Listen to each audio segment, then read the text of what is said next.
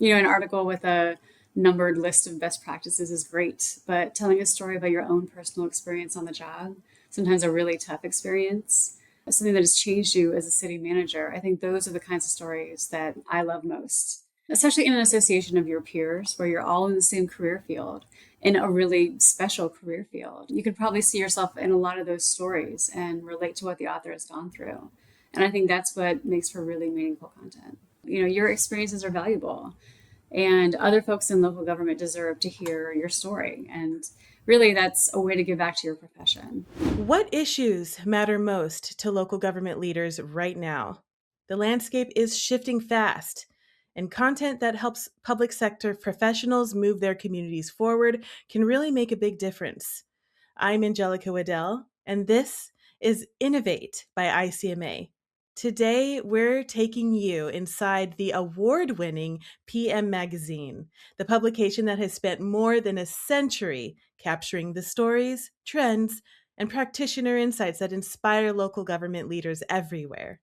And today, I'm joined by ICMA's Kerry Hansen, the editor of PM Magazine, who has about 20 years of experience in her field. Hi, Kerry. Hi, thanks for having me. It's just been such a great year for PM, and that's why we wanted to do a LinkedIn Live, is just to share a little bit about what we've done in 2025 and what we're looking forward to in 2026. Absolutely. Now, let me tell you all a little bit more about PM Magazine before we get started into this interview. How does that sound, Carrie? Yes, it's great. Perfect. So, for over 100 years, Public Management PM Magazine has been ICMA's flagship publication. It's trusted, it's practitioner driven, and it's focused entirely on the real world of local government management. And this year, PM earned two national awards recognizing its impact. Today, we're exploring how PM has helped managers navigate 2025, what trends are emerging for 2026, and what you should know to use PM's insights in your own work. All right, so let's get into this interview. What issues are local government managers talking about the most right now?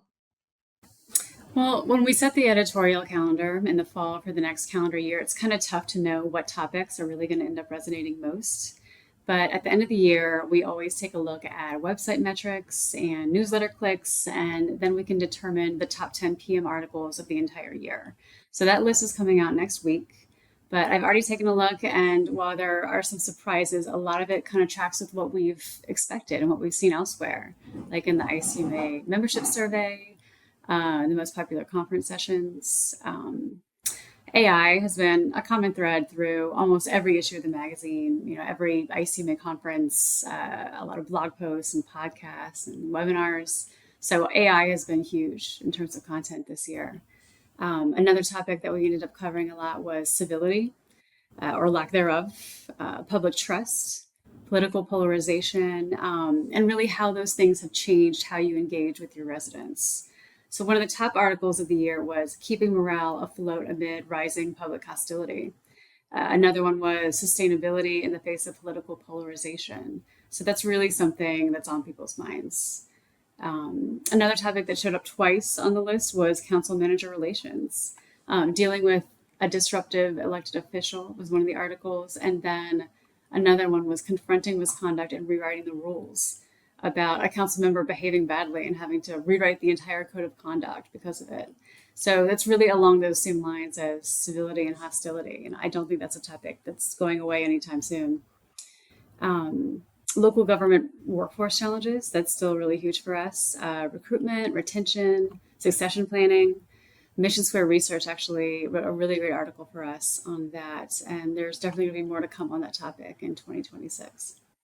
Definitely. Now, I want to hear from y'all in the chat. And hello, hi. Thank you so much for chiming in there. For those of you who are here live, we we heard from Carrie what some of those trends were for 2025. In your opinion, what do you think is going to be one topic that will matter most to local governments in 2026? What do you think it's going to be? Maybe workforce? Will we continue to see AI trends? Will it be finance and budget? Maybe public trust? Will it be something else we're not thinking about? Will it be something that will surprise us? Kerry, what do you think 2026 is going to be? I think AI is still going to be really huge, but I think when it comes down to what people are seeing every day, I think public trust and hostility are still going to be right up there. Hmm. I agree. One of the things that you mentioned that really came to rise in 2025 was that topic of incivility and polarization. I think we're just going to continue to see more of that in 2026. And I think one of the things that people will be looking for in content is ways to overcome that type of polarization, ways to bring their communities together, their councils together, and to move forward in a way that's constructive and to serve the community rather than having to mitigate fights all the time. In your opinion, why do you think that practitioner written content is so valuable to our PM readers? And along those lines, what makes for a good article in PM? Well, I think the best articles in PM are really the ones that get personal, like where the author is really vulnerable and just writes from the heart. An article with a numbered list of best practices is great, but telling a story about your own personal experience on the job, sometimes a really tough experience, something that has changed you as a city manager, I think those are the kinds of stories that I love most, especially in an association of your peers where you're all in the same career field, in a really special career field. You could probably see yourself in a lot of those stories and relate to what the author has gone through. And I think that's what makes for really meaningful content. Congratulations on PM not winning just one award this year, but two national awards this year. Why do you think that happened? What do you think helped PM stand out in order to earn two national awards? We were really excited to take home two awards this year, and that was in the Apex Awards for Publication Excellence. The first award was for our March 2024 ethics issue, which was actually really cool because 2024 was the 100th anniversary of the ICMA Code of Ethics. So we had such great ethics content that month. And then we received a grand award, which is actually the highest honor in the competition. And that was for our Women in Leadership column. So we submitted three specific articles from the column. And these were, like I mentioned before, stories written from the heart. And I just have to tell you these titles and authors because I think they're just so amazing. The first one was A Woman as City Manager, It'll Never Work. And that was written by Ann Mitchell, City Manager of Medicine Hat, Alberta, Canada. And the other one was The Pressure of Pretty by Melissa Wiley, Deputy Town Administrator of Erie, Colorado. And the last one was City Momager and Everything in Between by Christine Corden, City Manager of Westminster, California. So our She Leads Gov initiative is really the inspiration behind this column because it's not easy to be a woman in local government. And I think these articles really capture that. I think these articles are also particularly impactful today because, especially in local government leadership positions, really only about 3 in 10 city managers are women.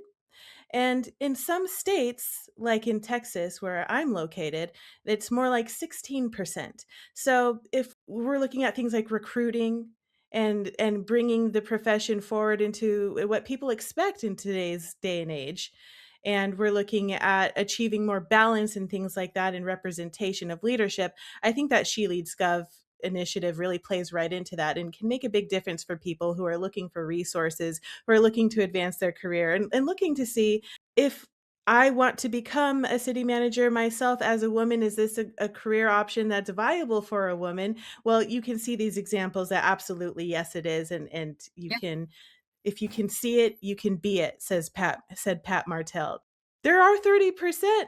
If you can see it, you can be it, and then at some point we can really move that needle forward. Yeah, definitely. Let's talk about 2026, shall we? We all want to be able to plan ahead right now. December's a great time to start planning ahead for January and for the rest of 2026, the next 6 months. So, what are the topics that you are prioritizing for PM next year?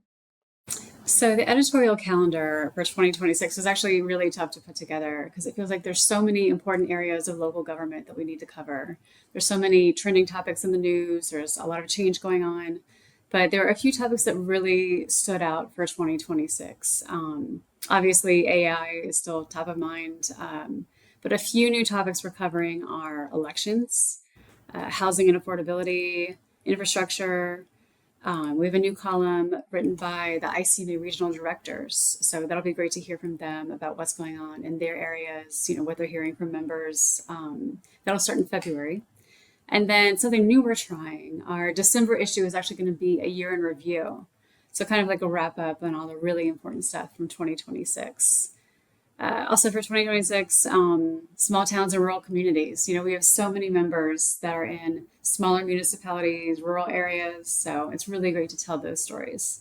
Also, county management. Our members who work in county government are so passionate. They submitted so many articles for this year's county issue. So we definitely had to do that again in 2026. And then there are topics that we're always going to cover, leadership, workforce challenges, finance and budgeting, public safety, emergency management, among others. But those, it's always really important for us to cover because those never go away. And of course, if there's a topic that you think we should be covering, let us know. We can always add articles to the lineup throughout the year to address this.